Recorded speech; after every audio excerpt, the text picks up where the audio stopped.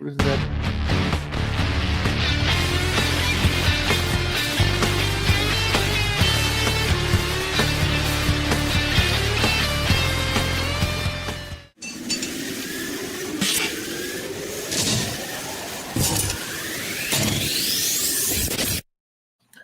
What is shaking, everybody? Happy Sunday to you.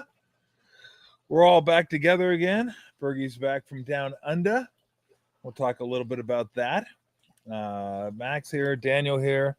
I want to thank our sponsor, Fieldwork, the official non-alcoholic beer, non-alcoholic craft beer of the San Jose Sharks.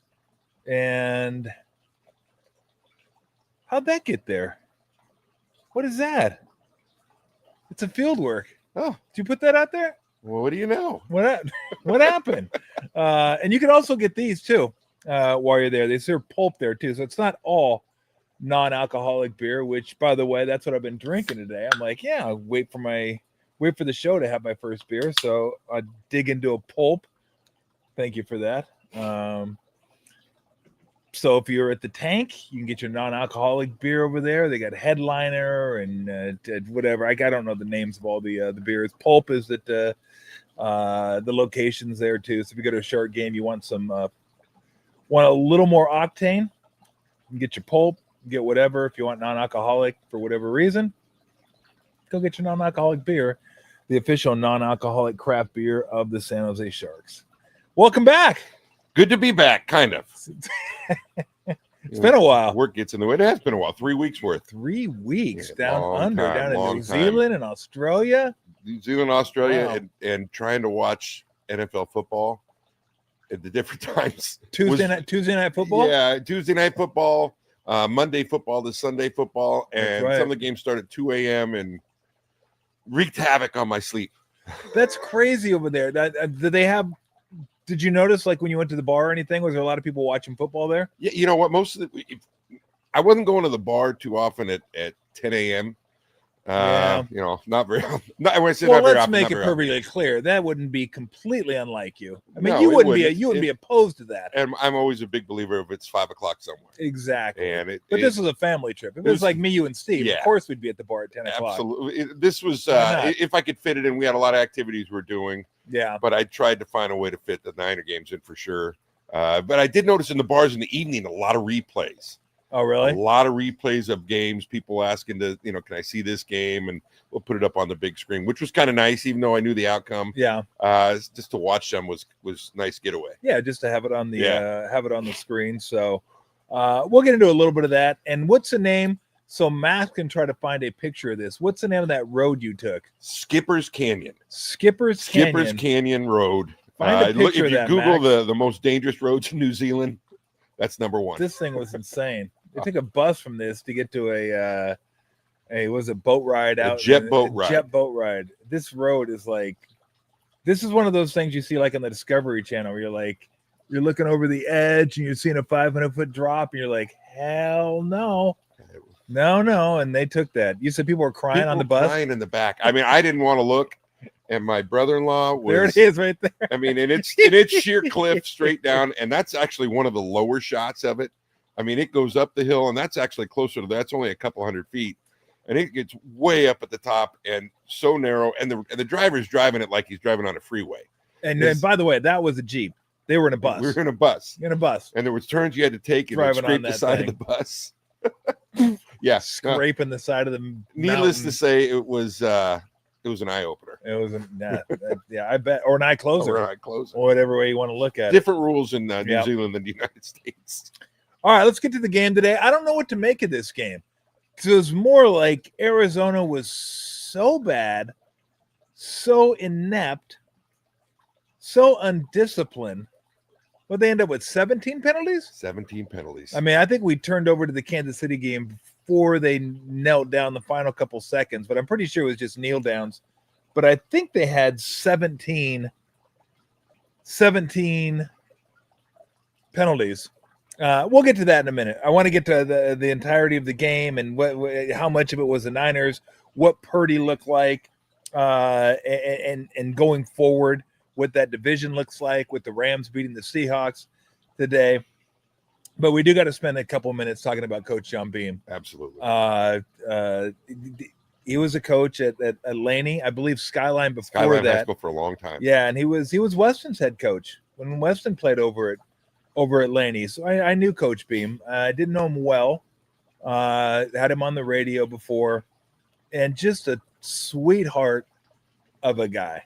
Absolute sweetheart of a guy. And for those of you that don't know, I'm sure most do by now, he was murdered this past week by someone who walked into his office and just shot him. Just shot him dead. And 66 years of age. And it was just so tragic, so senseless, obviously, as most, if not all those things are. But for someone who you don't coach at the junior college level for fame or for money, you want to help kids. You want to help kids. And he sent so many people to the NFL, and I'm sure he's helped countless others that didn't even go on to play football. Maybe some of them played college. Maybe some of them just got jobs. But I know this, from the time I met him, he cared about those kids. That was his mission. You could tell that was his mission, was to do right by those kids. And to see something like this happen to someone like that who gave his life to that community, those schools, and those kids is just absolutely heartbreaking. You know, it's what he did goes so far beyond the football field. Yeah. I had the pleasure of I've known him for 30 years, and I knew him when I was coaching at San Jose State, coached against him when I was at Monte Vista, and terrific coach. I mean, obviously a terrific football coach, but an even better person. And he took Skyline and he got every player in Oakland that wanted to go play for him, and they were a powerhouse. And it wasn't just because he was a great coach, it was because what he did for them. You know, he did so many things in the classroom for them to guide them and take the right classes so that they could move on to college, to make sure they were on the right track, not doing the wrong things. And he had a powerhouse program there, and then decided to go to Laney and take his approach there, and it just carried over. And the kids wanted to go play for him. I had a lot of players from Monte Vista that when they went to junior college, they didn't go to DVC. They ended up going to Laney because they wanted to play for him and what he did. And the whole city of Oakland has benefited for so long from him. And it's just a travesty. And why this would happen, I don't know. Yeah. There was nothing but good that came from John Beam. He was always so welcoming to everybody. You know, I was coaching at San Jose State, and there'd be coaches from Michigan, from USC, from all over the country, big-time programs, and he would treat everybody the same. And that's a sure sign of a good person. And he would spend so much time with you talking about the type of kid they were. Yeah. And you could watch film and see how good a player they were, but he had so much insight onto their personal lives and what made them tick. And it's a tremendous loss for the whole city of Oakland, for the whole Bay Area, for all of football. Yeah. And it's just awful. And what I know about him is he's one of those coaches that wasn't concerned about you as a football player. It's concerned about you as a person. Like, he wanted to know about you as a person. How's your family doing? How your parents doing? How your siblings doing? How's class going? Do you need anything? Anything I can help with? Like, he was that type of guy. It wasn't, hey, let's just see if I can get you a scholarship. Let's see if I can make your life better. Let's see if we can get you here and I don't want to say make you a better person, but open up avenues for you to give you different opportunities to maybe fulfill some of the things that you want to fulfill, whether that be football or other things. And always had a smile on his face too. It just, again, people like that coach. And look, a lot of these coaches and coaches coach for a bunch of different reasons. But again, when you're coaching junior college football, you're doing it for the kids. When you're coaching high school football, you're doing it for the kids for the most part. And it just, you realize this was massive news because of the Last Chance U that was on Netflix. So many people knew about him and his story and about Laney Junior College. And there's so many professional athletes that have reached out, not just football players, people that were in Oakland that knew of him and knew the impact he had on Oakland and those kids. It's just, you don't get a lot of guys like that who are so altruistic and so selfless that they're going to do something to make sure they get as many kids opportunities as humanly possible. And that's what he did. And to lose someone like that, even though he wasn't coaching anymore, he's an athletic director position. But even though they're gonna that loss will be felt. It will be felt on the campus. It will be felt in the community because of all the good he did for so many people while he was there. Well, and he could have retired years ago. At 66 years old, he had accomplished so much, but he enjoyed what he was doing, and he loved helping. He didn't want to coach anymore. He didn't want to put that kind of time in, but he wanted to help kids, and he stayed on as the athletic director at 66 years old when he could have been off doing his thing, but he wanted to keep helping. And the city of Oakland was so important to him. He'd been there his whole life. He raised his family there, and so he wanted to give back. And it's a senseless thing. And we know Steve talks about gun violence all the time, and it's just senseless that it had to happen, and when it could have been avoided. And I feel for his family and the whole community. Absolutely. Condolences to everyone that was directly affected by this, but I think I can speak for a lot of the Bay Area and certainly a large portion of Oakland. You're going to be missed. You're absolutely going to be missed. Your attitude, the way you approach your job, and the way you dealt with the kids, and again, that's there's not a lot of people that have a lot of time for that. And he was one that had more than enough time for everybody that needed his time. So to his family, to his friends, to everyone, Weston played for him, to all his former players, I'm sorry for your loss. And for all of us that got a chance just to know him a little bit, this one hurts. It hurts that something like this happened. And Coach John Beam, you're going to be missed. You will not be forgotten. I guarantee you that. So I wanted to make sure that we talked about that because I knew Bergie knew him. I knew him, and just a wonderful, wonderful human being. So, all right, no easy transition to get back to the game. But as I was saying, I'm not sure if it was the Niners. I guess it had to be some of the Niners, but the Cardinals were. Let's be honest. The Cardinals were just pathetic today. They were pathetic. Pathetic. And the whole tone for the game was set on the kickoff. And the 49ers with that kickoff return, which obviously gave them a huge, huge boost. Yeah. When you only have to go 2 yards for a touchdown. Hey, we love Sky Moore again. Sky Moore made it play. We didn't love him last time he played against the Cardinals when he caught the punt inside the 5. We talked about Love this Sky Moore. The special teams taketh and the special teams giveth. Yes, exactly. And they were given some today. That's for sure. But I think you're right. I know we're going to get into it a lot, but that was a tone setter right from the beginning to go up 7-0 without only having to run one play. Yep.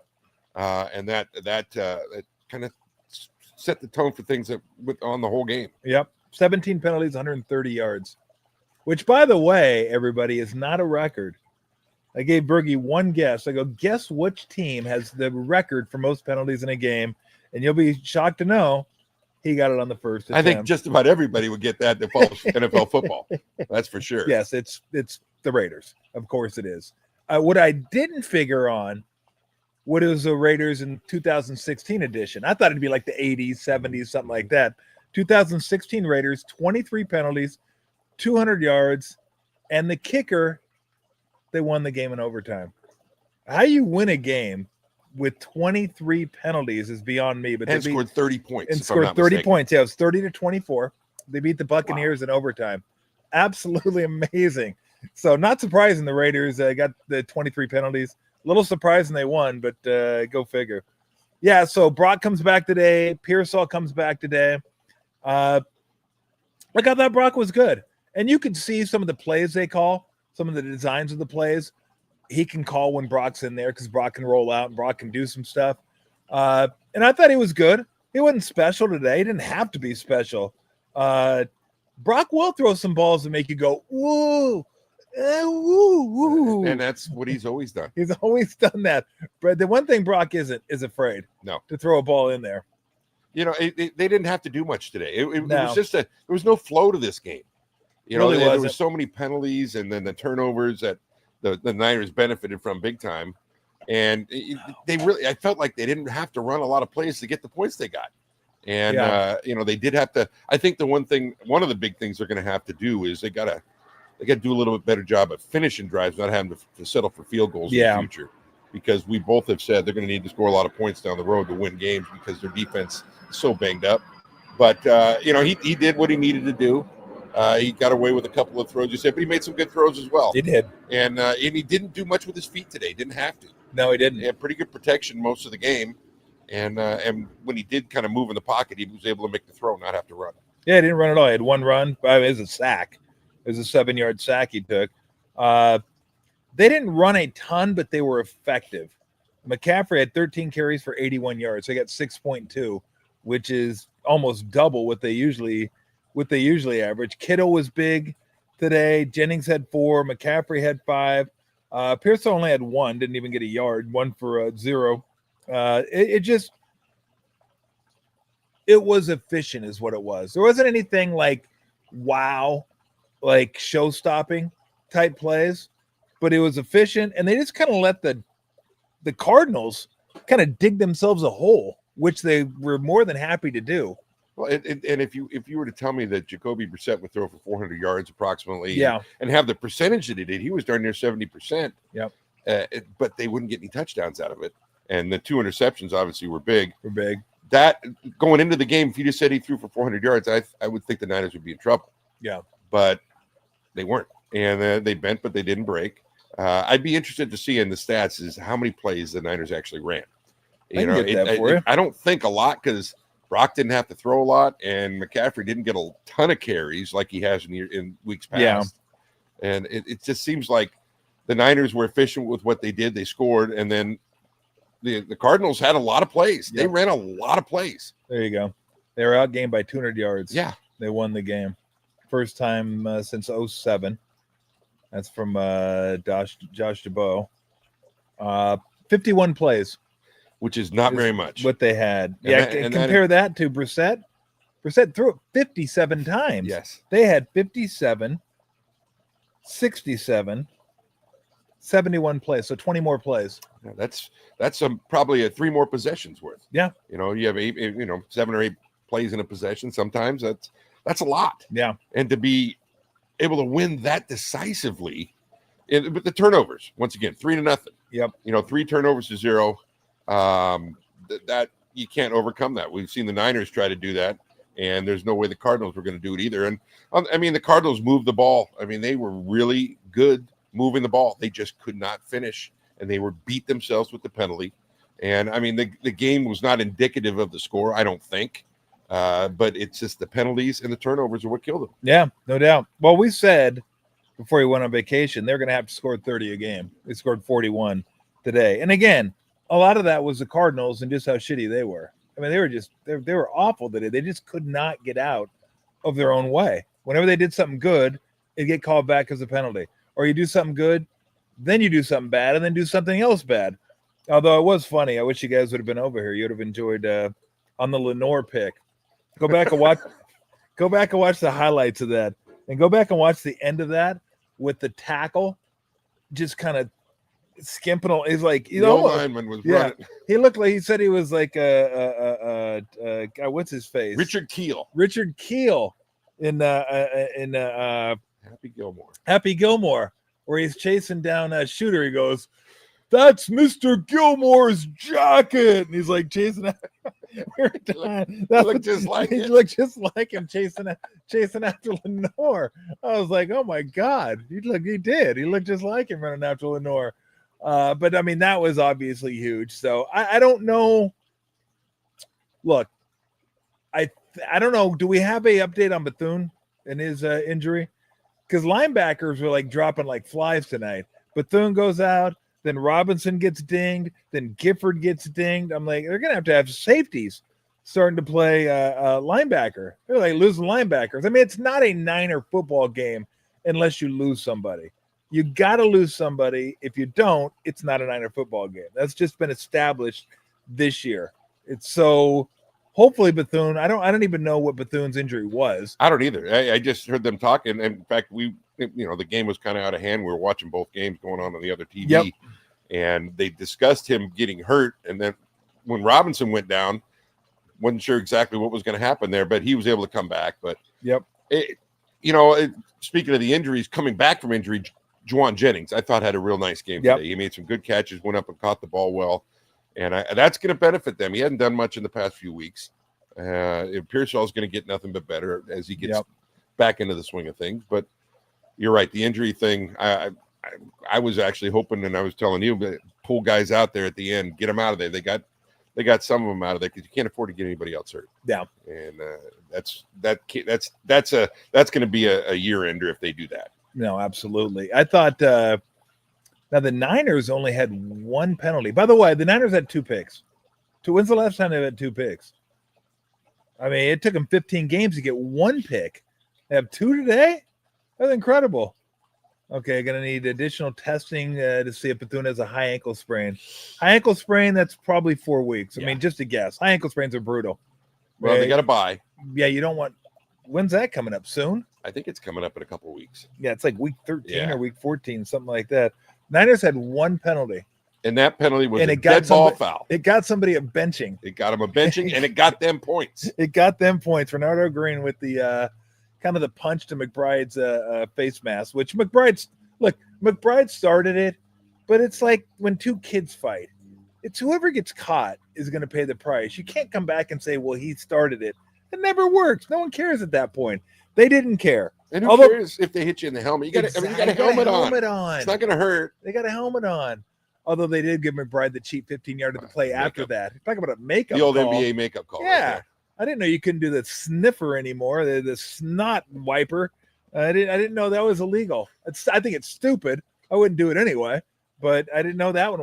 I knew the throat slash was illegal. I didn't know the sniffer. My Eskimo vibes. I just got this. It is pretty toasty, I got to say. But thank you, Todd. I appreciate it.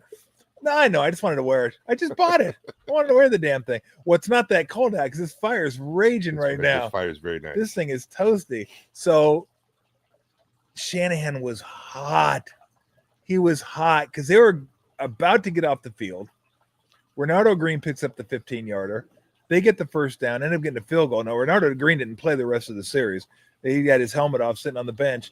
And when they showed Green on the bench with his helmet off, Kyle was like walking the other way. So he went back in for more. He did. He got him coming off the field, and then when he went to the bench, he went and made sure if he didn't hear him, you're going to hear me now. And he got him again after they scored. Yeah. And so, I mean, that wasn't through. And that's not done yet. The old kangaroo court's probably going to get him on that one. But you just can't do that. Yeah. I mean, you're a professional football player, and you've got to be able to understand that, okay, I'm going to get caught if I do it. It's always the second person, always the second guy. Yep. McBride should have been penalized, should have been offsetting for sure, but they don't catch that one. They catch the guy who comes in late, takes a swipe at the helmet, and gets it. So you just got to be a smarter player. You got to be a bigger person than that. Yeah. Well, I think your point's the best point. I've said this forever. You got a fucking helmet on. How bad does that hurt? I mean, how bad does that hurt when a guy does that? Now, I know he twisted his please. Check your ego. Check your ego. I mean, so what? He got the better of you. He gets you for like 2 seconds. He gets to twitch your helmet. But I know it's sports. Sometimes you lose your head a little bit. I get it. I totally understand it. But you just can't do something like that. And so, but that was the only penalty of the game. Very clean all the way clean around. Game. I mean, I can't remember the last time I watched a Niner game without a holding penalty, without a defensive PI, without an offsides. Yeah. Defensively or offsides. And offensively, defensively didn't matter. I can't remember that. I mean, that's a dead ball foul. So it's a little bit different than an in-play penalty. Yeah. So I can't remember that time. Although now that I mention it, didn't Upton have a PI? Didn't 20 get? I thought he had a PI. Maybe Wilson caught it. He caught Maybe that's what it was. That great catch down the left side. He did catch it, so it wasn't a penalty. Yeah. And now I believe, I don't know if I'm right on this. I think I'm right. Has Pinheiro missed 3 more extra points than field goals? Yes. Because I don't think he's not missed a field goal. He's not missed a field goal, and he's missed 3 extra points. So keep him away from extra points, and you should be good. Yeah, and that was really uncharacteristic of how he's been kicking. He's been kicking everything right down the middle. I know. And his field goal's still right down the middle. Yeah. Nothing was even close. Obviously, they lined up for the 61-yarder, and they helped us out. Yeah, exactly. But 15-yard penalty. Yeah. Hey, take 15. Now you can make it. Yeah. You're good to go. That was a huge momentum boost. Yeah. Going in at halftime. When is the right time? And I fielded these questions a lot when I was doing the show. Fans would get mad when you kept Steph Curry in the game when you're up 20 points late. And I've talked to Steve about this, and every coach does it. Generally, what will happen, the coach that's losing will empty his bench. And then about a minute later, the coach that's winning will empty his bench. And I know exactly what Steve would say. Steve would go back to a game in LA when they were playing the Clippers. They're up like 12 or 13 with like, I don't know, a minute 30 left, minute 20 left. Emptied the bench, got down to a 2-point game. And he goes, I'll never do that again. Coaches are always going to err on the side of, I want to make, like the worst thing to happen is take them out and then have to put it back in. So I know how coaches think on this. They're like, shit, I'm going to wait. I'm going to make sure we're going to win this game. But when you're up 25, 28, when is the appropriate time to say, okay, I feel good now about just pulling the plug on this game, running it 3 times and punting it. We don't have anything to worry about. Well, I mean, I don't know if you can compare it to basketball because of the 3-point shot. The 3-point shot has changed everything. I'm just saying coaches are more apt to wait a little longer than they have to. And they do. I mean, in the NFL, if you're up 4 touchdowns with 12 minutes to go in the game, I mean, percentage-wise, the odds are not very good for the team that's behind. And not necessarily emptying your bench, but taking out some key players. Yeah. And the players that, we can't win down the road without these guys. Your Brock Purdy's, your George Kittles, your Trent Williams, who's prone to get hurt anyway. Yeah. A few guys here and there, and you give them rest. And I don't think putting Brian Robinson in for McCaffrey is a bad thing anyway. I think he needs more carries and getting McCaffrey out of the game. Those are the things that I think that you need to do football-wise. You need to be smart. And putting Mac Jones in isn't going to hurt either. I mean, he's done well. Yeah. Those guys are good football players, and you can still run your offense. You can still do the things you want to do. You've done those for the first how many weeks of the season, and you can save some of those key players. Defensively, I don't know if I'd have done it defensively now because they're so young. They need the experience. They need the plays. They've already lost their big-time guys. I don't know how many guys they have on defense. I don't know how many they have either. And, I think that Lenore is a guy that you can't lose. And you got to keep him healthy. He's the one guy out there that's still a big name that can still make a lot of plays. And so maybe getting him out of the game, getting somebody else in. That's my approach on that. Get the guys out that you must keep the whole year in order to win. And then keep some of those other guys in that need the reps, that are that are still starters. Their offensive line needs the reps. A lot of those guys are young guys. So keep them in. But, I think the general rule of thumb is if you're up 4 scores with 12 minutes to go, you're usually looking pretty good. You can always put them back in. Hey, if they score a touchdown and you're feeling uncomfortable and you're up by 3 touchdowns, put them back in. But if they don't, then let it ride out. I would say my rule of thumb would be 6 minutes. I'd wait till 6 minutes because I watched the Texans come back from 3 scores down to the who was it last week? The Jaguars scored like 23, 24 points, whatever it was in the fourth quarter. And I know how coaches think. They're like these guys are nervous Nellies when it comes to like shit. I ain't taking my guys out until I absolutely have to. And football is different. You're right. Football is different than basketball anyway. You just don't have as many guys to like sub in and sub out. And basketball changes so quick. Yeah. I mean, a 25-point lead going into the fourth quarter is not even safe. No. I mean, that erases really quick with the 3-pointer. And football's a little different that way because it's sustained drive. Very, very seldomly are you getting 3 or 4 big hit 80-yard plays. Yeah. So. Look, Gavin and Beanie are sending us messages, and they're paying us. Look at that. We got like $2 from Beanie. Thanks, Bean. Oh Gavin's got to get a job. Gavin. He's got too Dude, much he's spending your money. He's like, you're just giving you your money back. That's what he's doing. It's your money that he's giving back to you. That's perfect. I will tell you, he's more critical of the 49ers than anybody I've ever seen, though. He's Is he a really? very pessimistic More guy so when than it comes to you? that. More so than me. Wow. My two sons are both, and Haley too. They live and die with the wins, and when they win, it's not by enough. Yeah. When they lose, it's the world's coming to an end. They're like the Dr. Pepper commercials. They're like, we won last week, but not by enough. Not by enough. That's right. You got to win. Well, see, it was good that this was a nice, easy hand ride for the 49ers today, because that's the last thing this household needed was a stressful Niner game followed by a stressful Warrior game. That would have been doomsday here at the Tolbert house, especially for Haley. But the Niners got an easy win. The Warriors were up fairly comfortably last I checked. Moody had like 7 3-pointers in the first quarter. Unbelievable. He goes, I got a job, relax.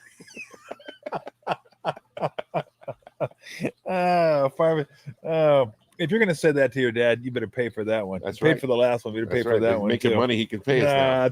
We'll take some comments as well. But if you want to get into the Niner game, we're kind of hoping that Seattle would come back and beat the Rams just because they could still hold the tiebreaker on Seattle. But before we get to that game, because that was an interesting game, then we watched a little bit of the Chiefs and the Broncos as well. Let me pull this up and see where they're at. And I bring up that game because we're kind of hoping the Seattle would win because they still have the tiebreaker on Seattle. And if they win the last game of the year at home, then they might have been able to jump them. Well, but it also helps that with Seattle losing, if the Niners can beat them, they'd have the same record. True. That's a good point. And that would put them ahead of them in the wild card. Yeah, they're a half game behind the Seahawks. So they're 7-4, Seahawks 7-3. This is classic too. Point differential, Rams 100. Seattle plus 101. Niners plus 9. Plus 9, but hanging in there, baby. Hanging in there. That's crazy. So we will see. I'm not going to get into the whole wild card and all those permutations because it's too early. It's way too early. But so they now look. So you win the car, and I said this before the Rams game. I said split these games.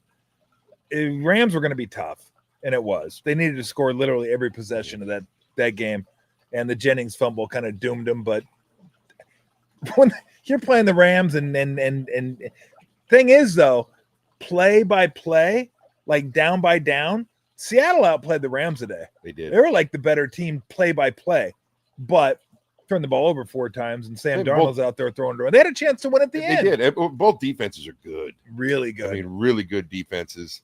The Rams have benefited this year. They've been relatively healthy.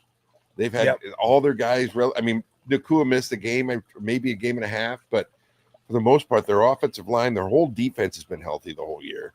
And the Niners obviously have not. Yeah. And Seattle's they've had a few health issues, not too many. But the Rams, if they stay healthy, they're really good. But inevitably, it comes back to get you. So 18 games is a lot. Yeah. And the Niners obviously had theirs early. Hopefully the Rams get theirs late. Well, good thing they don't play 18. They play 17. True. They'd like to play 18. They're going to at some point. that I can guarantee you. They're going to at some point. And look, I don't think we're under any illusions like what this team is. Niners are a good football team. Are they a championship team? Probably not. But you just want to get there to the playoffs and then just see what happens. Yeah. Just give yourself a crack at it and see what happens. I mean, they haven't been healthy enough. If the defense can get a little bit better and these guys can continue to grow a little bit, then you never know. Because, and this is the reason I said just split these 2 games. 1, splitting the 2 games makes you 4-1 in the division. It's a great record. 2, it keeps you in touch with the Rams, 2 games behind, but mostly the Seahawks 1 game behind. But now, and this is where you better make hay. The next 3 weeks are home against the Panthers, at the Browns, home against the Titans. That's got to be a 2 out of 3. So you got to be 9-5 after 14 weeks. I'm not going to say you got to win all those games. I think they're going to be favored in all those games. We'll get to the Jaguar game when we go through it.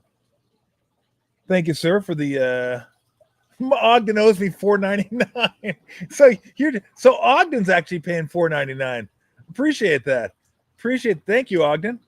What's going to go into our account anyway? So you're like going to get, so damn, Ogden's getting a rebate back on the money he owes you. That kind of sucks.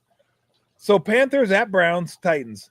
I'm guessing they'll be favored in every one of those games. Yeah, I actually think they need to go 3 for 3. Do you really? I do. You know what? There's so many teams that they're going to have to battle it out. I mean, the Rams and the Seahawks aren't going anywhere. They've already played each other twice. Conceivably, the Rams could win out. I mean, Seahawks, hopefully, their only losses to the Niners. But those are teams you're going to have to battle right there just to get one of those playoff spots. And then you've got other teams. Jacksonville's got to win on them, so they got a leg up on them. And Jacksonville, they're in the other division. Well, Jacksonville, anyway. who cares about Jacksonville? Who cares about fucking Jacksonville? Fuck you, Ogden. Nobody cares about Jacksonville. No, I know. I get what you're saying. Like 3-0, you're golden. Yes. Because then you're sitting at 10-4, and you end the season at Colts, home against the Bears, who you may be battling with for a playoff spot. That'll be a big, big game, and at Seattle. So, yeah, I mean, if you can get 3, then you're in premium position. And again, they're going to be favored in all 3 of those games. But the Browns pushed the Ravens today. It wasn't until the very end the Ravens extended late on that game. Titans should be a lay. That one, I won't say a layup because it's the NFL, but they're going to be favored by over a touchdown in that game. And then Panthers at home. They'll be favored in that game for sure. But Panthers, Bryce Young is okay. Like he had a decent game today. Ted McMillan, the defense isn't great. But, I mean, they could beat you if you slip up. But 3-0 puts you at 10-4. But, look, let's get the Panthers next week, and they're in solid shape. Because I think when it comes down to it, NFC, what do we got? NFC, Tampa's been sliding. Bears at 7-3 are still kind of fraudulent to me. Well, they still got to play I think tough games good. coming up. I think they have Detroit at least one more time.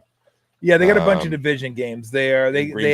have they're at the Eagles, at the Packers, home against the Packers, at the Niners, home against the Lions. So they got some really, really tough games coming up. The end of the back end of the schedule for both the Niners and the Bears is rough. I mean, those last 3 games for the Niners, they're going to be playoff take games because the Colts are going to be battling for a playoff spot. Bears more than likely will be trying to get one of those spots. And obviously Seattle. Yeah. So there's no gimmies. There's no teams that are going to be tanking it at that time of the year. It'd be nice to be playing a Carolina or a Tennessee at the end of the year when they have no chance to get in the playoffs. But those are going to be playoff type games. I don't think there are any dominant teams in the NFC this year. No, Philly's 7-2, but up and down. Yeah, they're down. Their offense is kind of whatever. We might have seen the 2 best teams today, the Seahawks and the Rams. Yeah, no, I think you're right. The North could be a 3-bid team. Bears, Lions, Packers. Then I think Panthers are 6-5, but I mean, big game for them next week. Maybe big game next week. Yeah, I mean they're only half a game behind Tampa, so yeah, that is a big game. I think you're right though. I think the Rams and Seahawks. Like if you had to, Rams, Seahawks, Eagles. Yeah. Maybe Lions. That's going to be a great game tonight. And I mean the Vikings are not anymore. No, I mean, not the Vikings. And they have the talent to be up there towards the top. They just don't have a quarterback. He's not very good. But it is good to see everybody back on the field for the offense. So offense looked good. Offensive line I thought played well today. Purdy looked good. McCaffrey always looks good. Kittle was great. Kittle was fantastic. We'll see what happens when Pearsall will probably take a week or 2 to get up to speed, just like in the rhythm of the season. We'll see what happens with Ayuk, when, if, who knows. He's coming back. Jennings really took a big step today, I thought. He did. And that's I mean, with Jennings hitting, if he starts playing like he did last year and Kittle coming back to 100% form, which he is, if they can get anything out of Pearsall like they did in the first few games, that's going to be a tough offense. Yeah. No. It's going to be a tough offense to stop. Totally agree with you.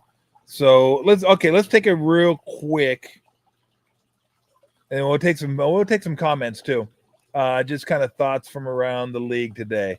I don't think we need to go Commanders, Dolphins. The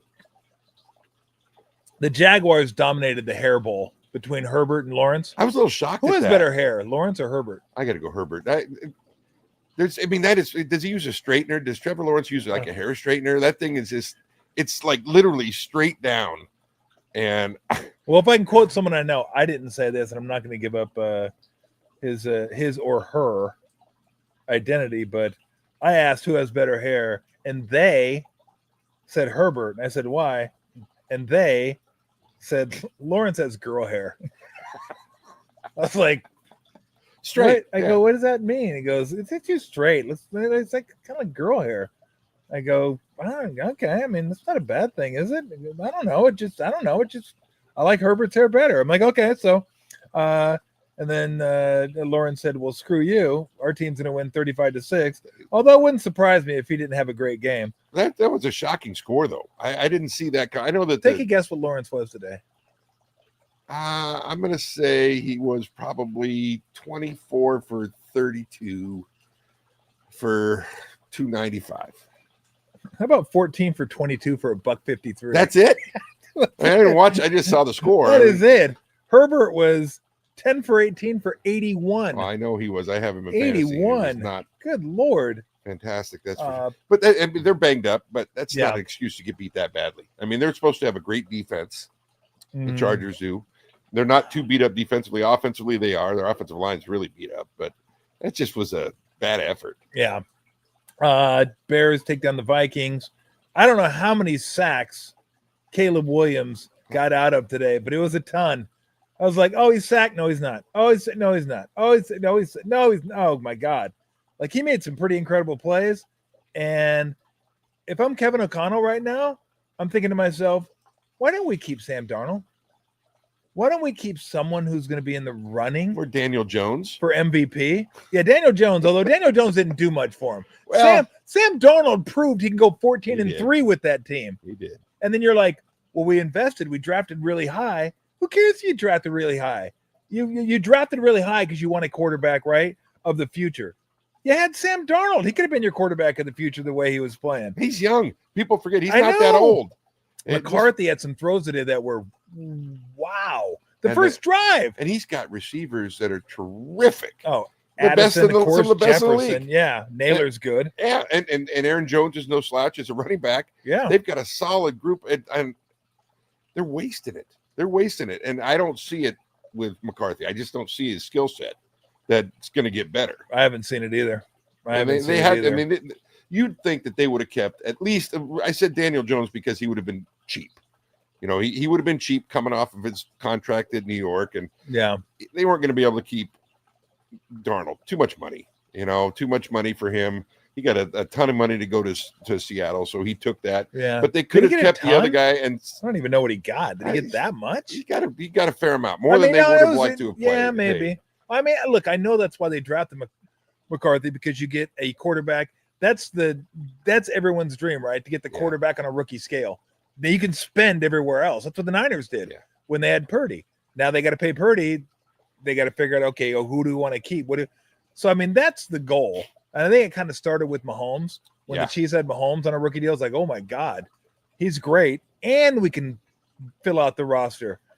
But, I mean, geez, when you have someone that's like really good and leads you to a 14-3 record, unless you thought it was a mirage, which clearly it's not, and as you pointed out multiple times, Darnold's finally getting coaching.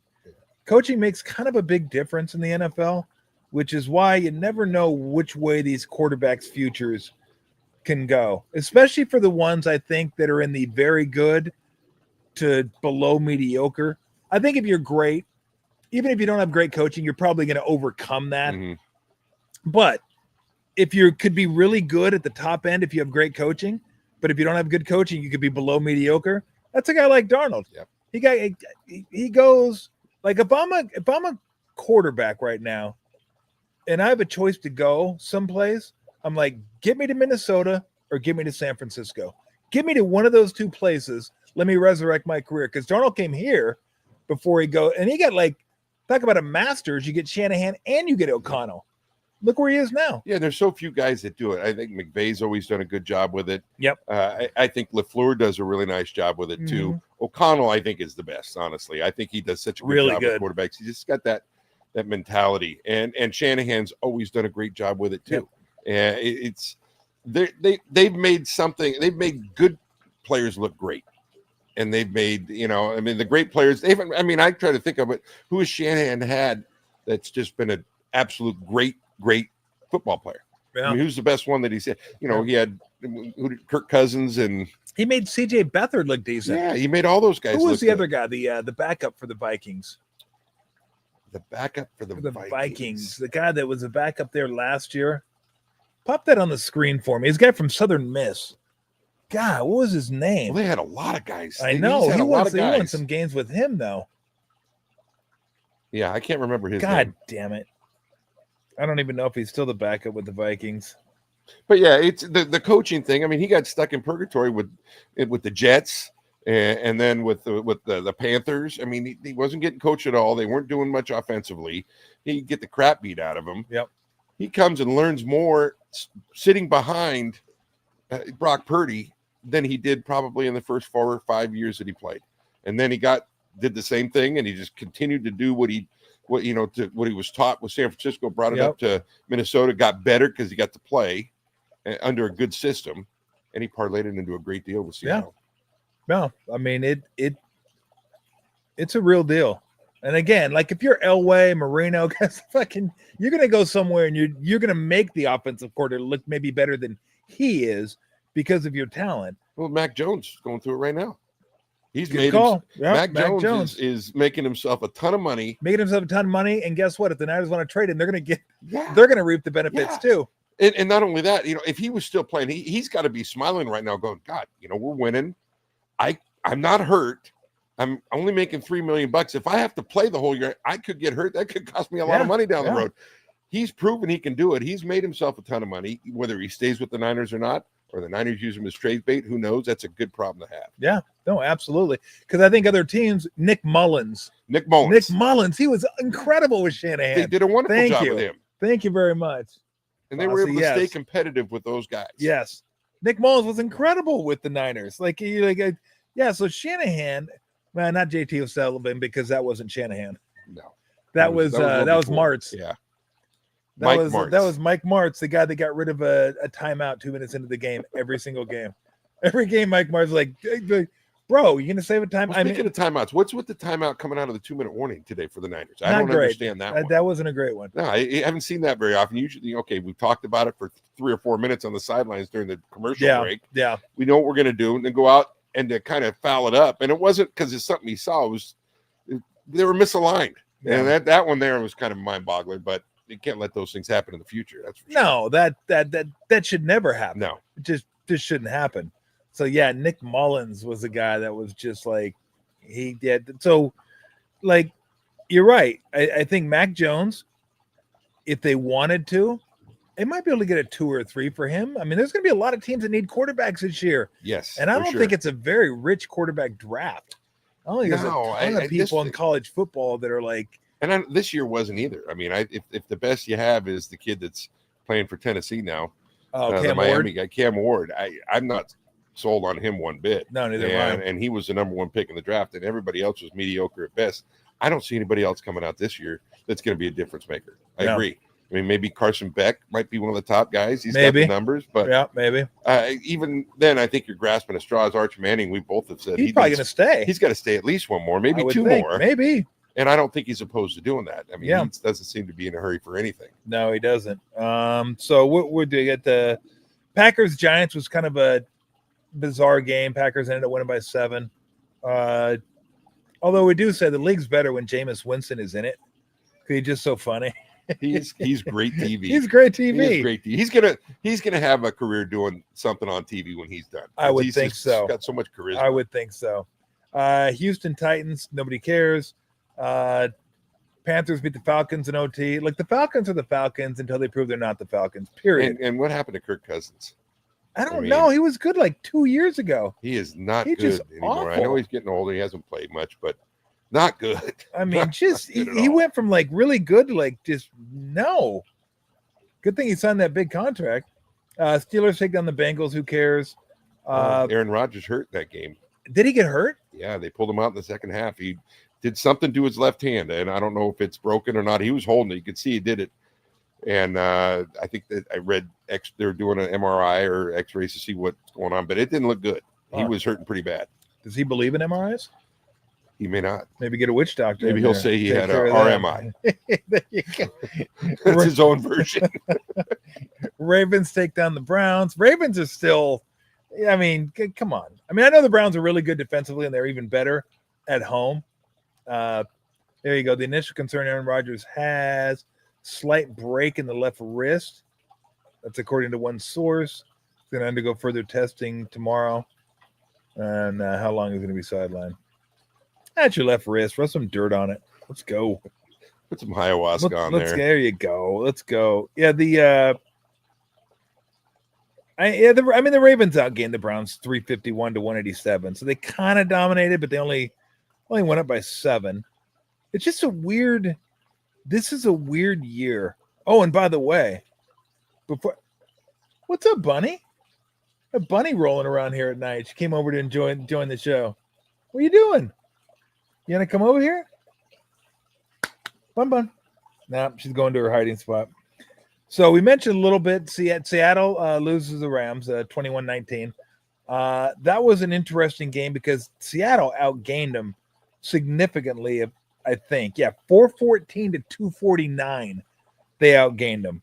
Now, number of plays were 44, 60. I got to add here 60, 71, 74. Jesus Christ. That's a lot of plays. 79 plays Seattle had. To 44. So 79 plays, and the Rams had 28, 40, 50 plays. So I guess the yards per play, Seattle still outgained them. But yeah, the interceptions was the story of the game. Sam Darnold just wasn't quite as sharp. 4 picks, 0 TDs in that game. And what was Puka Nakua's line? Not big. I don't think Puka did a whole lot. They kind of shut Puka down. 4 or 5 catches, maybe. 7 catches for 75 yards because he's fucking. That's Puka. Not much for him. I mean that's just like Puka. Yeah. Those are the 2 guys that if you have in fantasy, they played in the same game today. Jackson, Smith, and Jigba too. How they get open every game is beyond me. Puka gets open every game, and Smith and Jigba this game, right? Who else do they have to throw to? Nobody, right? So you got to cover him, right? 9 catches, 105 yards. And the total day, I believe, was 108. That was the prop bet. I believe it was 108. 105 yards. I think it was 3 short. I believe it was 108. It was 3 short. But here's the big story of the day. KC ain't winning the division. KC's toast. KC's 3.5 games behind Denver now. 3.5 games. They're 5-5. Denver is 9-2. And that was a defensive struggle early on. Now, again, we were mostly watching the Rams-Seattle game, and then we had the Niner game on the big TV. But we were trying to bounce back and forth to watch a little bit of the Chiefs game. Didn't get to watch a ton of it, but I didn't think they'd lose. I thought Kansas City would win that game. There's no way they're going to go 3.5 games behind Denver. Well, they are 3.5 games behind Denver. And I'll be honest, I'm not 100% sold on Denver and Bo Nix. No. I'm sold on their defense. Defense incredible. Defense is really, really good. But I don't know if Bo Nix is going to get it. I don't want to say he's regressed this year because I'd have to go back and look at the numbers. Because last year he was a rookie and people didn't expect anything. So anything he did was like, wow. Well, but the running game has been not very good this year. No, it hasn't. And that doesn't help. And Dobbins out.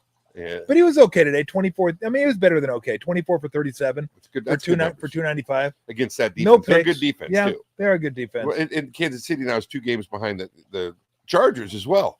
The Chargers are 7-4. They're 5-5, I believe. Yep, if I'm not mistaken. Absolutely correct. And that the team that to me, and I know they didn't play today, but they played Thursday night. The New England Patriots are a team that's just really good. They're really good. Yeah, they're so well coached, and how Tennessee would ever give up on Mike Vrabel, I'll never know. I mean, he's always been a good coach. You're only as good as your players. Yeah, they didn't have good players. It wasn't going to be his fault. And now I don't think they have terrific players in New England. I mean, not many huge names. Yeah, Drake May is pretty fucking Drake good. May is fantastic, but he's not a name that going into the season you're going to say. I know what you're. He's one of the guys, I and agree. it's running back by committee for them. Yeah, it's receivers now. Diggs has stepped his game up, and he's been a big factor. Hunter Henry's had a decent year for him. Yeah. Line's been pretty good. Yeah, the offensive line's been pretty good. Offensive line's been great. But I The agree with defense you. is just solid. He's like a culture coach. Yes, right. He may not be your X's and O's type guy. Like when I think X's and O's type guys, I think Ben Johnson. Yeah. Right. Yeah. When I think culture guy, I think Vrabel. And I'm not saying they're the only ones that are this way, but I think it's just as important to have a culture as it is to be an X's and O's type guy. Because that's the one thing about football that is different than most sports. Your head coach is an offensive or defensive guy. In the NBA, hockey, baseball, it's like you're both. You're just both. You have to be. You have to be. In football, you're not. So you got to have another guy. So it's just as important to be able to lead the whole team. You can't just lead your offense if you're an offensive guy. Like, hey, our offense is great, but get the defense. You got to be able to, and football's different because they're, not to say that everybody isn't grown-ass men, but these are fucking like alphas of alphas playing the NFL. And there's 53 of them. Yeah. You got to lead. I mean, you're like a general. It's a lot of out egos. there leading. Yeah. It's not that easy. And that guy did it. That guy did it. I'm with you. I'm like, what? I go, this must be something here I'm missing. Like why Tennessee decided to like go away from Mike Vrabel. Because clearly the man knows how to communicate with everybody on the team and gets the best effort from everybody. And I see a little bit of the same thing happening in Baltimore with John Harbaugh, who I think is a tremendous coach. So do I. And they're not having the greatest year. They've had a ton of injuries. They've been beat up. And to be able to stay at the top for that long, you have to be great. And he's a great coach. Yeah. And, the fans start getting the rumblings about get rid of him, and he's the issue. He's not the issue. The issue is it's always the players, whether you have the players or not. If you don't have the players, you're not going to win. If you do, you are going to win. It makes guys look like great coaches, and it makes them look like bad coaches. Yeah. And, I mean, you see – that's why I laugh. I always laugh when they say, "Oh, this is the next great hot coach coming up." Well, they also have the greatest players, and they're going to look good. Like the offensive coordinator for Detroit is always going to do a pretty good job. They got great weapons. They're going to throw the ball. They're going to run the ball.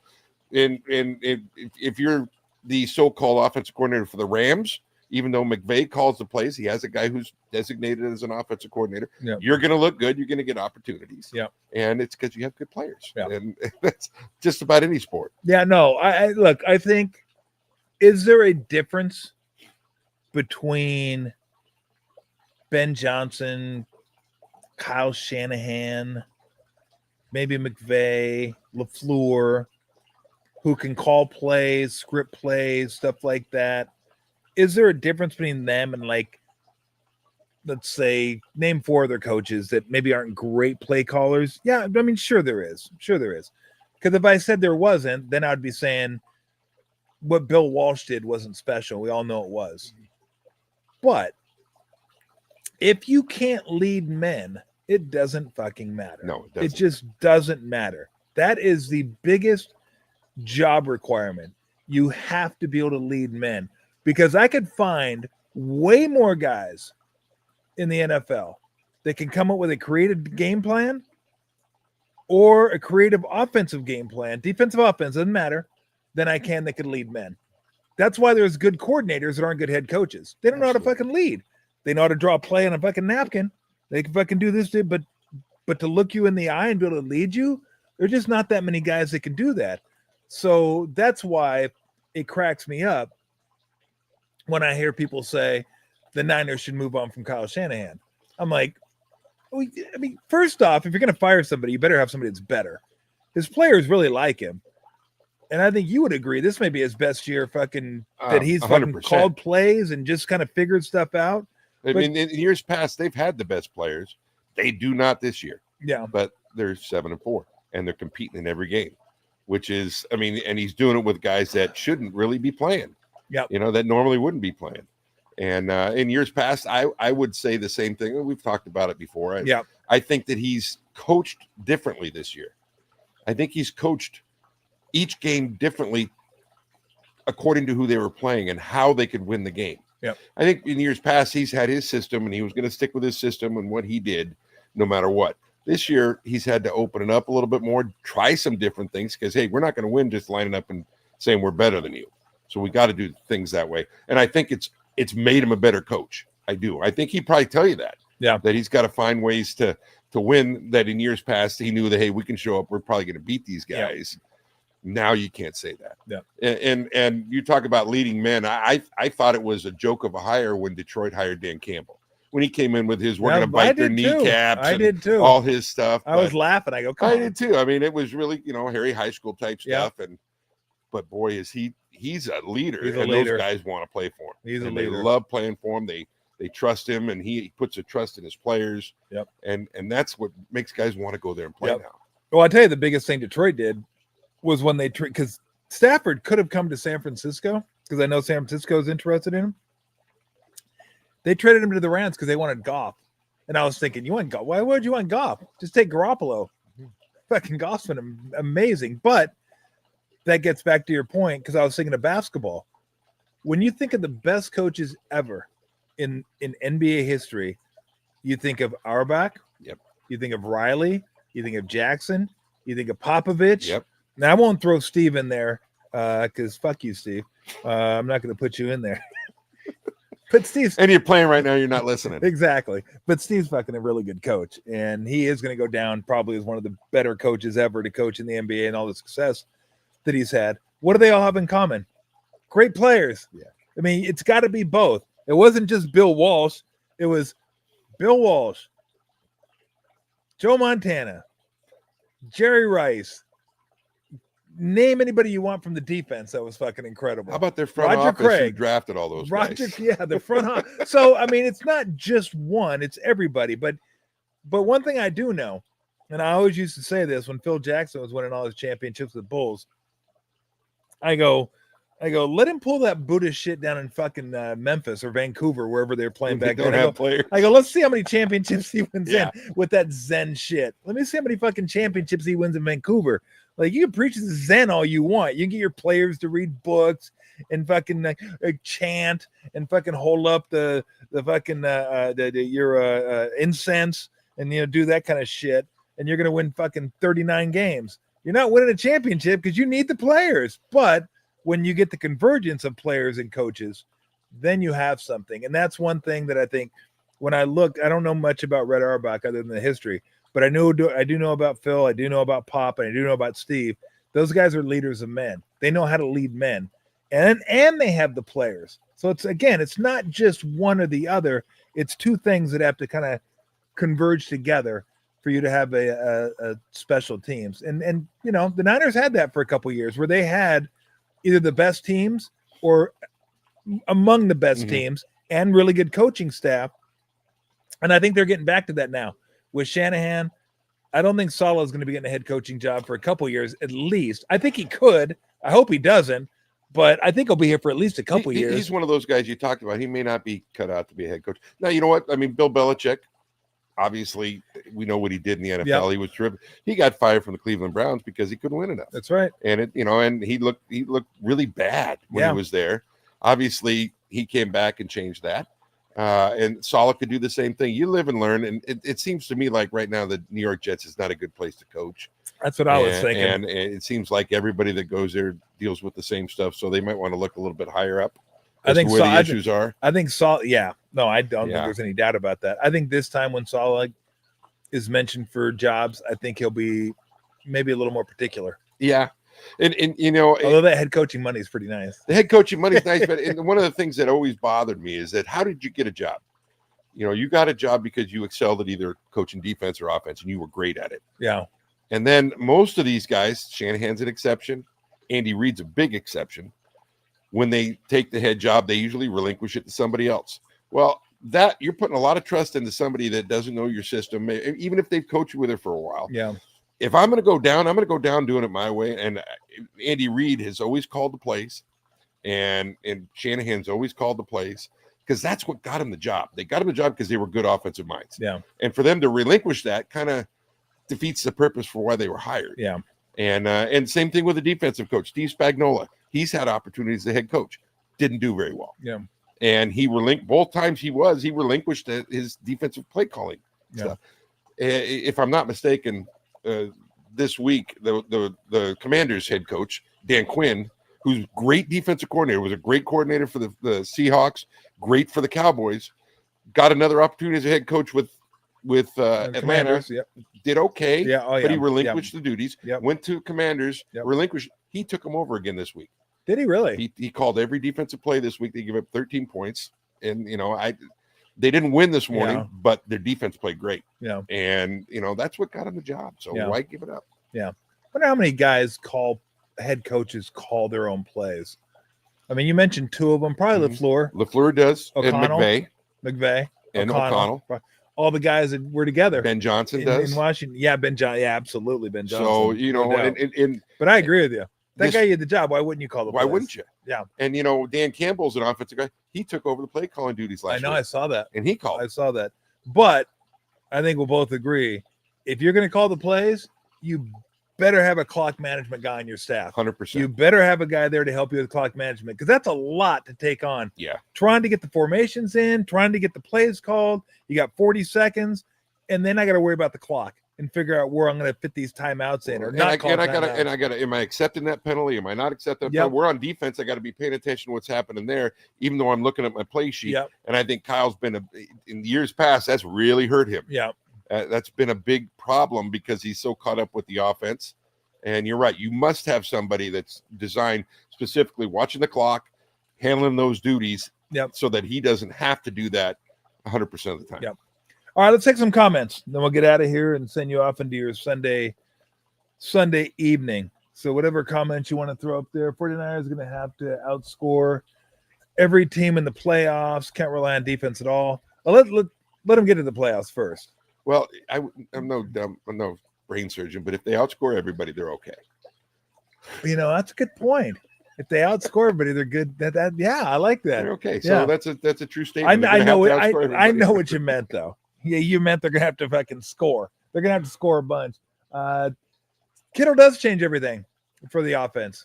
He does, because again, he's like having another tackle out there. He's an inline blocker, and he can catch the ball. And again, it's more than that with Kittle.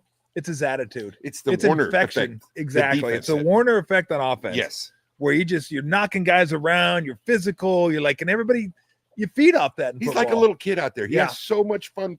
You don't see a lot of NFL guys that love the game like that. Yeah. I mean, it's a job, that's for sure. Loves it. But he's a guy that would play this game.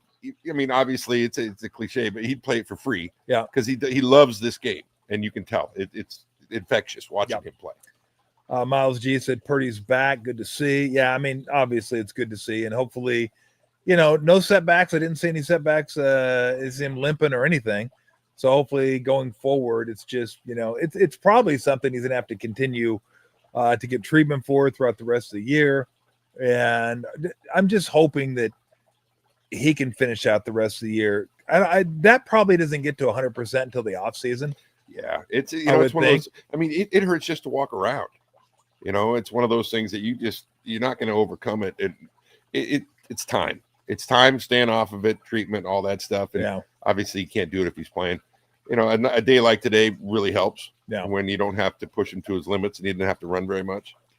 And we thought of this last week. They got to come up with a better term than turf toe. Yeah. I mean, it just sounds like you're a pussy. I mean, that's not sexist, by the way. Okay. Just get over it. But it sounds soft. What would Ronnie Lott do with turf toe? Would he have it cut off? No, he can't cut off your big toe. You can't even walk. You're Ronnie Lott to be falling over. He wouldn't be tackling anybody with no big toe. Do I believe in the Chiefs as real contenders? I do. I still do. But you got to make it to the playoffs. Like, you have to make it to the playoffs to be a real contender. But I look at the AFC. Who in the AFC right now? New England. Do you look at? Okay. At New England. Chiefs go to New England for a playoff game. Who's favored? The Chiefs were favored by 4 points today in Denver.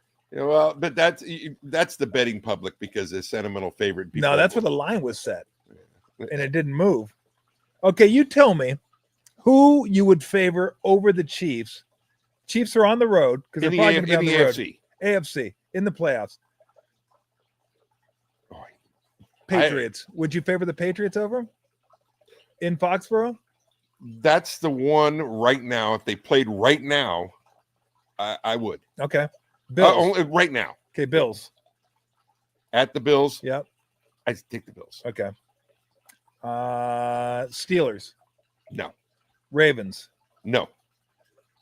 Colts. Probably not. They're young. No, I wouldn't. Broncos. I mean, we saw today it was a dead even game. It was. I'd still make the Chiefs a favorite. Yeah, I don't. They probably a wrong. field goal. I wouldn't make them more than 3. Probably less than 3. I thought Denver's defense just showed me something today, though. I mean, their offense didn't do much, but their defense is dynamite. See, I think I could be wrong on this, but line maker Tom would have the Chiefs favored against everybody. Maybe the Bills, but I still think the Bills. I think the Chiefs would be favored over everybody in the AFC right now.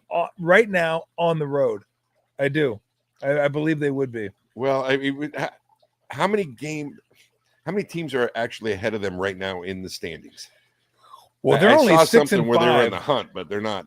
So you got so 7 and 4 beats them. So 1, 2, 6 and 5, 6 and 5 beats them too. They're 5 and 6 or 5 and 5. 5 and 5. Okay, so Chargers, Broncos, Jaguars, Colts, Steelers, Patriots, Bills. So 1, 2, 3, 4, 5, 6, 7 teams. So they'd be the 8th team, which would mean you're out of the playoffs. And of those teams, who did they? I mean, they obviously have the Broncos one more time. Yep. And they have the Chargers one more time. Yep. They got the Colts at home next week. So a lot of those teams they have an opportunity to beat. Yep. And that, I mean, every game from here on out for them is a playoff game. Yeah. It has to be. They got 2, I won't say gimmies, but 2 at Titans, at Raiders. That should be 2 wins. You know what, though? They've always struggled with the Raiders at the Raiders. Yeah. Always have. They got Chargers and Broncos at home. They got Texans at home. They got Colts at home. And they're at, God damn. 1, 2, 3, 4. Okay, 4 at home, 3 on the road is what they got. Yeah, I mean, I still consider them a threat. Absolutely. If they get in the playoffs, absolutely, I consider them a threat. 9 win gets you in? 9 wins? I probably need 10. If it's 10, I don't think they're making it. I don't see 10 wins out of that. I mean, I don't think they can go 5 and 2. I don't know if they can. I mean, that's a rough schedule. I mean, they got to stay 100% healthy, which they haven't. You know, they've lost guys. Pacheco's been hurt. And it's just a weird year because we're halfway through, more than halfway through. There are like 6 games left in some cases. And I don't know that there's one team out there that I look at and go, that's the team to beat. No, there's not. But that's a big hole they've dug themselves. No, you're right. No, absolutely. Like, I don't know. Like, who is the team? Usually at this point of the season, you go, that's the team to beat. Rams? I still don't count the Ravens out. No, neither do. No, I don't count them out either. If they get healthy, they're not the team to beat. No, they're not. But I don't. If they keep getting healthier and get guys back, I mean, Pittsburgh's not running away with that division. Pittsburgh's not great. No, they're 1 game ahead. Yeah, and so I don't count the Ravens out of anything either. I mean, the Ravens going into the season, the Ravens, Bills, and the Chiefs were always the top 3 teams. Yeah, and they probably still could be. I don't know. Could be. The Broncos have tried to jump in there. Yeah. All right, let's take a few more comments. We'll get out of here. We'll send you guys off to your Sunday Night Football, your Warriors game. Moody was 7 for 10 at halftime on threes. So we'll see if he can. Are they winning a half? Yeah, they're up 15. They're up 15 in the third right now. Which in the NBA is not much. Moody is 8 for 12. So he has 8. I know Clay has the record. I think it's 14. Yes. 14. That's the game in Chicago. That was a freakish effort. Nice question. Did anybody ever spit on me during a game? I thought you were going to say after a game. No. No one ever spit on me during a game. That's filthy. I'm trying to think if anybody did anything like. I've had people grab my pants, grab my shorts when I was, but nothing like that. Nothing like Romanowski did to J.J. Stokes. Most basketball players are a little more worldly. They don't do those things like the football guys. It's so nasty, just spitting on a dude. That's so demeaning. Like, punch me. Just punch me. Don't spit on me. Okay, don't that just well, and in basketball, it's awfully hard to get away with stuff like that. There's only 5 guys on each side, and you're in such close quarters. Although with replay now, they never get away with it in football either. In football, they don't either, but they try. I mean, who got caught for spitting this year? Jalen Carter. Jalen Carter for got kicked out of the game. Yep, got kicked out. Yeah, it was like 30 seconds into the game before first play. It was right before they hadn't even snapped the ball yet. Against Cowboys. Yep. Remember he spit on Dak. Right at Dak. He spit on Dak. See ya. Thanks for coming. And that was the first game of the year, too. Thanks for coming to your first game of the year. You get to play 30 seconds. I appreciate it. All right. Any more? You got any more comments you want to get to? I don't know if we are. Okay, we're loading them up. Oh, did he really? Jamar Chase did it to Ramsey, huh? Huh. I did not see that. Ramsey probably deserved it. Well, he may have, but still can't do that. No. Can't be spitting on people. No, I did not see that. I'll have to look for that highlight. Yeah, that's bad. That's just bad wait form. Wait for the day when somebody holds the guy down and does the old yo-yo. Drool it out of the mouth. Let it come almost all the way down. Suck it back up. That's so filthy. Is that a penalty if I don't let it hit his face? It can't be, I can't give you a penalty if you didn't do anything. He has no saliva on him. If you yo-yo the spit on the ground. I bet you used to do that to Jeffrey. No, I didn't do that to Jeffrey. No, I didn't do that to Jeffrey. You got to do that to your little brother. No, the best thing I did to my little brother, worst or best thing I did to Jeffrey, was when a buddy would come over. We'd get Jeffrey, and Jeffrey, by the way, is my younger brother. He's 10 years younger than me. He's my only sibling. We'd get him to jump up on the bed, jump up and down on the bed, and I would take a pillow and hit him behind his feet, like in his Achilles, and then my buddy would take a pillow and hit him in the throat, and we'd helicopter him on the bed. It was great too, until he bounced once and fell off the bed. It always ended him crying. I was like, oh damn, one too many. But I mean, Jeffrey is like my human toy. You kidding me? I was like 15, he was 5, 14, 4. I was like, this is great. Jeffrey, go jump off that and I'll just knock the shit out of you. And you're like, get into the bed. All right, any more before we get out of here and send you on your way? All right, show that picture one more time in case for people that missed it. Show Skipper's Road, just for the hell of it. This is a road that Bergie was on in New Zealand. Skipper's Canyon Road. Skipper's Canyon Road. Get a load of this thing. This road is insane. Like, this is like a road you don't want to take. Like I said, it's a Discovery Channel road. You're on the Discovery Channel. They show the 10 most dangerous roads in the world. And you're thinking, I'd never go on that. Well, Bergie actually went on that because he had to go on that to get to where he was going. Look at that. Look at that. And think about a bus. It's the abyss down below. A bus is on that road. I mean, that is insane. That's a better picture than the first one. The first one was kind of lower, wasn't the elevation wasn't as high. This one's just like, we're dead. If we go off the road, we're dead. And there's rocks coming from above you that are actually falling down a little bit. Little ones, not big boulders. I'm sure there is big boulders at times.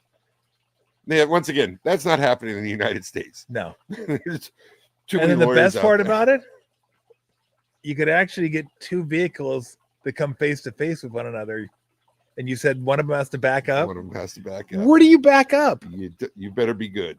I mean, if it's me, I don't want to back up. I'm getting out of the car while he does it. If he had to back up, I was not going to stay in that car. Dude, I did that with David when we were in Germany. You got out. We had to go down. I go, I'm going to get out. You go ahead and back up. Dude, I was driving. I go, here, why don't you do it? And he did it. I go, David, you're a professional driver. You go ahead and back this thing out of here. Well, can you imagine two cars coming at each other? And then sometimes they're towing things sometimes. Like they may be towing a boat on that. And they're literally hanging off the edge of it. I mean, it's insane. Absolutely Absolutely insane. And again, once again, that's like a van. We're talking a bus that's going on this road. And he said it was like an hour. How many miles was it? Probably like 20. If that. I mean, Yeah. it was so windy, and you couldn't. I mean, you're obviously not going 50 miles an hour. No. And you just, and when you make the turns, they're all blind turns. And I mean, you're literally scraping the inside of the car. And to get to where you're going to go to the jet boats. And then we took a helicopter out, and I was never so happy to get on a helicopter. I was not going back on that road. Nobody was. That was well, the great thing about the turns too, I'm being facetious, not great, is that when you're in a bus, you got to go out wide a little bit just to make the turn, you'll never make the turn. Because with the long vehicles, and I learned this when I was driving an RV, everything's got to go wide, and then you come back into it. There's really not a lot of wide options on that road. Well, that's why they called it the side scraper, because they scrape along the side. I mean, the whole side of the bus is whacked out because it's just rubbing up against it, and you're happy as hell you are, because the other option is not very good. That is too much. That is too much. All right, let's get out of here. It's good to have you back, my friend. Good to be back. We will be we're doing the same time next week. Going to be after the Panther game. Let me make sure I figure out what our schedule's like over the next couple weeks. I mean, the schedule is always the same. We're always going to be on at like 4:00 before the Sunday night football game, although we've probably taken you into the second quarter. I don't know the score. I'm going to go inside and watch it. Yeah, home against Panthers, then Browns. That'll be, well, plenty of time for that because that game will be over. Then Titans. Then we have a Monday night football game at the Colts. That's the 22nd of December. That'll be kind of fun. Yeah. Definitely have the Christmas lights up by then. Planning on having the Christmas lights up by the Browns post-game show. Going to put Christmas lights in the canopy. It's going to be sweet. We'll have the fire and the Christmas lights. Nice. Yeah. And then we'll do playoffs and all that kind of stuff. So, Bergie, thank you very much. Outstanding. Always fun. Appreciate it. Always Fun show. We will see you guys tomorrow. We talked to Brent Jones. I'm not sure exactly what we have going this week. We'll have Steve Kerr on at some point, depending on the schedule. So Brent, Steve, and then Friday we'll figure it out from there. But again, if you're new to this, you're not new to this, every Sunday around 4:30-ish is when we'll be doing our post-game show, Niner post-game. Even though next week's a 10 a.m. game, we're still going to do it at 4:00 after the afternoon games. And then Brent Jones on Mondays, Steve Kerr or Drew Menda will talk hockey or basketball throughout the course of the week, every other week with those guys. And then our handicapping guys and maybe a surprise guest or two on a Friday. I think Dave Fleming's coming over around the time college football playoffs are announced, and we'll go over the college football playoffs. Dave said he'd come over. We'll talk a little college football. So like, subscribe if you like. And again, if you love your craft beer, go to Fieldwork. Give them a little bit of business. And if you're going to the Tank, which we're going to be going to the Tank in a few weeks when the Sharks take on the Calgary Flames, it's the official Fieldwork, the official non-alcoholic craft beer of the San Jose Sharks. Thanks for joining, everybody. Till tomorrow. See you.